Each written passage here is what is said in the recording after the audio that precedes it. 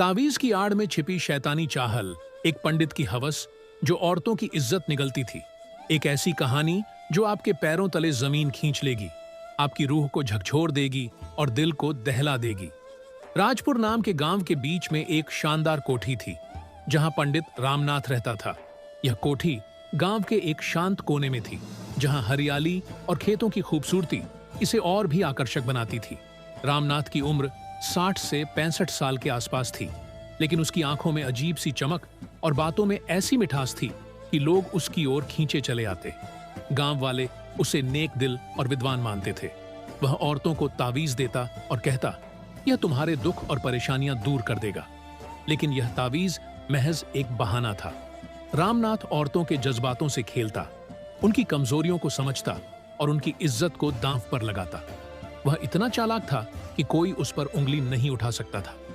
गांव वालों को लगता कि वह एक नेक इंसान है, लेकिन उसकी कोठी की चार दीवारी के पीछे एक अंधेरी कहानी छिपी थी। इसी गांव राजपुर में राधा रहती थी। राधा खूबसूरत और बुद्धिमान थी। उसकी आंखों में मासूमियत और दिल में हिम्मत थी। वह एक गरीब किसान की बेटी थी और उसका जीवन मेहनत और सपनों के बीच गुजरता था। राधा का दिल हरीश पर आ गया था, जो गांव का एक ईमानदार दुकानदार था। हरीश की दुकान गांव के चौराहे पर थी, जहां वह छोटी मोटी चीजें बेचता था। उसकी सादगी और मेहनत ने गांव वालों का दिल जीता था। राधा और हरीश का प्यार छिप कर पनप रहा था। वे कभी खेतों के किनारे, कभी गांव के पुराने पीपल के पेड़ के नीचे मिलते। लेकिन राधा के पिता रामलाल इस रिश्ते के खिलाफ थे। वे चाहते थे कि राधा की शादी किसी अमीर घराने में हो, ताकि उनका परिवार गरीबी से निकल सके। एक दिन राधा की मां सीता ने उससे कहा, बेटी, पंडित रामनाथ के पास जा, उसका तावीज जादुई है। अगर तू उसे अपना दुख बताएगी तो वह तेरे लिए हरीश से शादी का रास्ता निकाल देगा। राधा को यह बात अजीब लगी। उसे पंडित रामनाथ पर भरोसा नहीं था।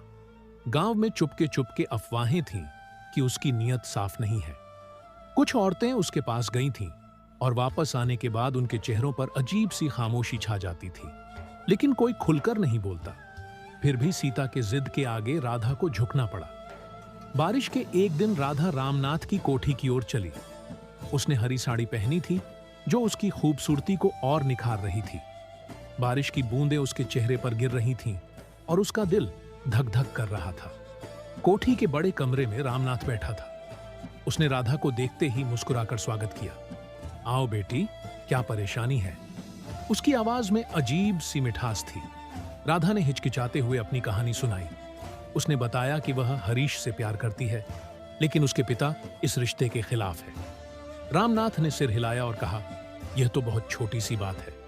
राधा, मेरा तावीज तुम्हारी जिंदगी बदल देगा। यह ले, और इसके लिए तुम्हें मेरी बात माननी होगी। उसने राधा को तावीज दिया और कहा, यह तुम्हारे दुख और परेशानियां दूर कर देगा, लेकिन इसके लिए एक खास पूजा रात को अकेले करनी होगी। तुम किसी को नहीं बताना। राधा का दिल ढक ढड़क करने लगा। उसे रामनाथ की नीयत पर शक हुआ। उसने पूछा, क्या यह पूजा दिन में नहीं हो सकती? रामनाथ ने हंसते हुए कहा, बेटी, जादू रात को ही होता है। तुम फिक्र ना करो, मैं तेरा भला ही चाहता हूं। राधा घर वापस आई, लेकिन उसका दिल बेचैन था। उसने हरीश को पीपल के पेड़ के नीचे मुलाकात की और सारी बात बताई। हरीश गुस्से से भर गया। उसने कहा, राधा, यह पंडित कोई अच्छा आदमी नहीं। गांव में इसके बारे में बातें चलती हैं। तुम इसके पास वापस नहीं जाओगी। लेकिन राधा ने कहा, हरीश, अगर हम इसे बेनकाब नहीं करेंगे तो यह और औरतों को अपनी चाल में फंसाता रहेगा। मुझे एक योजना बनानी होगी। राधा ने हरीश के साथ मिलकर एक योजना बनाई। वह रात को रामनाथ के पास जाने वाली थी, लेकिन इस बार वह अकेली नहीं थी। हरीश, गांव का पंचमोहन और उसका दोस्त राजू छिपकर उसकी सुरक्षा के लिए मौजूद थे। रात हुई। राधा ने अपनी मां से छिपकर कोठी की ओर कदम बढ़ाए। बारिश अब भी जारी थी और उसका दुपट्टा भीग चुका था। रामनाथ अपनी कोठी में बैठा उसका इंतजार कर रहा था। उसने राधा को देखकर मुस्कुराते हुए कहा, आओ राधा, आज तेरा प्यार का सपना सच होगा। उसने पूजा शुरू की और तावीज दिया, कहते हुए, यह तुम्हारे दुख और परेशानियां दूर कर देगा। लेकिन उसकी नजरें राधा पर टिकी थी। जैसे ही वह राधा के करीब आया और उसका हाथ पकड़ने की कोशिश की, राधा ने जोर से चिल्लाया, यह क्या कर रहे हो पंडित जी? उसी पल हरीश मोहन और राजू कमरे में दाखिल हुए। रामनाथ घबरा गया। उसने भागने की कोशिश की, लेकिन गांव वालों ने उसे पकड़ लिया। राधा ने सबको रामनाथ की असलियत बताई कि वह ताबीज के बहाने औरतों को धोखा देता था। गांव वालों ने उसे सजा दी और गांव से निकाल दिया। राधा की हिम्मत की कहानी गांव में मशहूर हो गई। राधा के पिता रामलाल ने भी हरीश से उसकी शादी स्वीकार कर ली। 1 साल बाद राधा और हरीश की शादी हुई। शादी के दिन हरीश ने राधा के हाथ में एक चांदी का कंगन पहनाया, जो प्यार का बंधन था, न कि किसी पंडित की चालाकी का। राधा ने घर संभाला और गांव की औरतों को सिलाई और कढ़ाई सिखाने लगी। हरीश ने अपनी दुकान को बढ़ाया और दोनों का प्यार हर दिन गहरा होता गया। लेकिन रामनाथ की कहानी खत्म नहीं हुई। उसके दिल में बदले की आग सुलग रही थी। वह गांव से निकल गया, लेकिन उसने कसम खाई कि वह राधा और गांव वालों से हिसाब चुकता करेगा। 1 साल बाद गांव में एक नई अफवाह फैली। एक नया पंडित माधवदास राजपुर के पास एक नई कोठी में रहने आया। उसकी उम्र भी 60 से 65 साल थी, लेकिन उसका चेहरा आकर्षक था। वह औरतों को तावीज देता और कहता, यह तुम्हारे दुख और परेशानियां दूर कर देगा। गांव की औरतें उसकी ओर खींची चली गई। राधा को यह सब सुनकर शक हुआ। उसने हरीश से कहा, यह माधवदास कोई नया पंडित नहीं, मुझे लगता है कि यह रामनाथ की नई चाल है। हरीश ने हंसते हुए कहा, राधा, तेरा शक अब हर नए पंडित पर जा पड़ता है, लेकिन ठीक है, हम जांच करेंगे। राधा ने अपनी दोस्त सजनी को साथ लिया, जो गांव की एक बहादुर और चालाक लड़की थी। सजनी माधवदास की कोठी गई। उसने एक सादी सी साड़ी पहनी और परेशानी का रंग चढ़ाया। माधवदास से मिलकर उसने कहा, पंडित जी, मुझे अपनी शादी की चिंता है।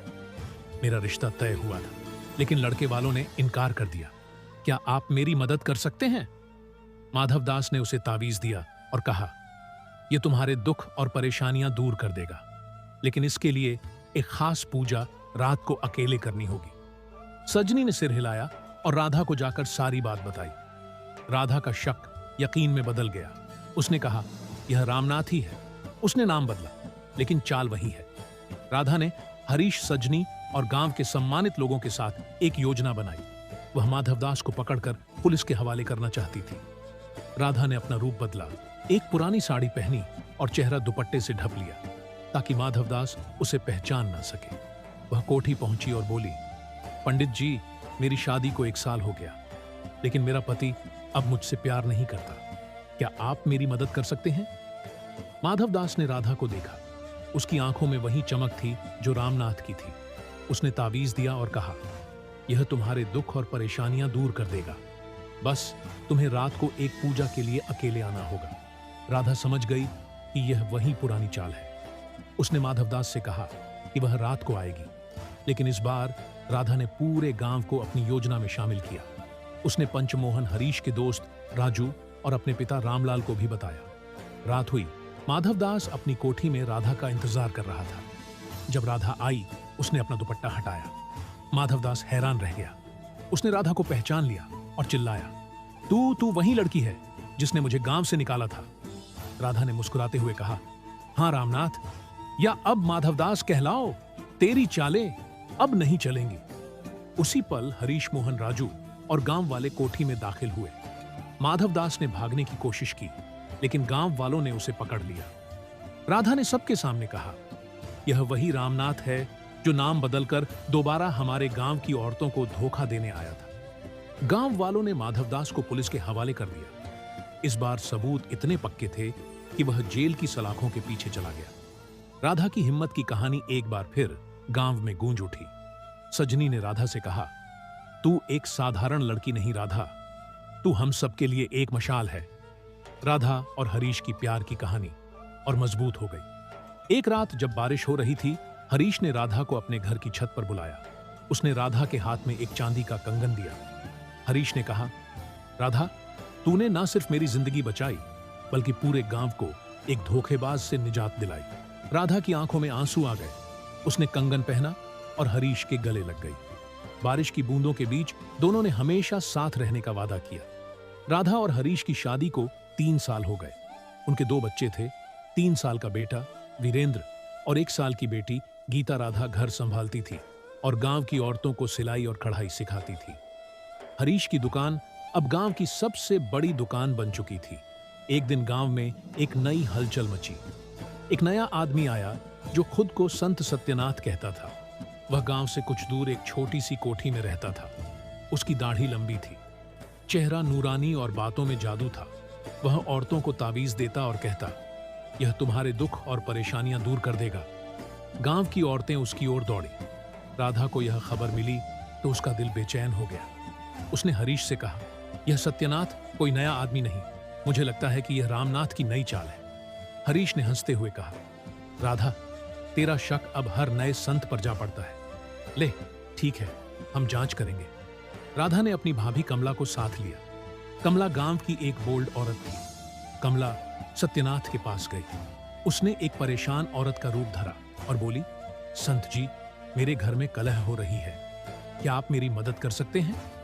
सत्यनाथ ने उसे तावीज दिया और कहा, यह तुम्हारे दुख और परेशानियां दूर कर देगा, लेकिन इसके लिए एक पूजा रात को अकेले करनी होगी। कमला ने सिर हिलाया और राधा को जाकर सारी बात बताई। राधा का शक यकीन में बदल गया। उसने कहा, यह रामनाथ की तीसरी चाल है। वह बार बार नाम बदलकर हमें धोखा देने की कोशिश कर रहा है। राधा ने गांव के युवाओं, अपने भाई मोहन और हरीश के दोस्त राजू को शामिल किया। वह सत्यनाथ से खुलेआम मिलने गई और बोली, संत जी, मैं राधा हूं। आपका तावीज गांव में बहुत मशहूर है, क्या आप मेरी भाभी की पूजा कर सकते हैं? सत्यनाथ राधा को देखकर घबरा गया। उसने खुद को संभालते हुए कहा, हाँ बेटी, जरूर। राधा ने कहा, लेकिन पूजा सबके सामने होगी, दिन में। सत्यनाथ ने हिचकिचाते हुए हामी भरी। राधा ने गांव वालों को इकट्ठा किया। दिन के समय जब पूजा शुरू हुई, सत्यनाथ मंत्र पढ़ रहा था, लेकिन उसकी नजरें राधा पर जा रही थी। अचानक राधा ने जोर से कहा, सत्यनाथ, या कहूं रामनाथ, तेरी यह तीसरी चाल भी नाकाम हो गई। कमला ने सत्यनाथ की दाढ़ी खींची और वह नकली निकली। नीचे से रामनाथ का चेहरा सामने आया। गांव वालों ने गुस्से में उसे घेर लिया। रामनाथ ने माफी मांगने की कोशिश की, लेकिन राधा ने कहा, तूने बार बार हमारे गांव की इज्जत से खेलने की कोशिश की। अब तुझे ऐसी सजा मिलेगी कि तू कभी वापस ना आए। रामनाथ को पुलिस के हवाले किया गया और उसे सख्त सजा मिली। राधा की हिम्मत की कहानी पूरे इलाके में फैल गई। गांव की औरतें अब किसी के बहनों में नहीं आती थीं। वे राधा से सीख चुकी थीं कि अपनी इज्जत और दिल की हिफाजत खुद करनी होती है। राधा और हरीश की प्यार की कहानी एक महान दास्तान बन गई। गांव की औरतें सीख गईं कि कोई तावीज उनकी किस्मत नहीं बदल सकता। असल जादू उनके अपने दिल की हिम्मत और अक्ल में था। और राधा व हरीश के साथ अपनी प्यार की दुनिया में खुश थी, जहां कोई जाली तावीज नहीं, सिर्फ सच्चे प्यार का बंधन था।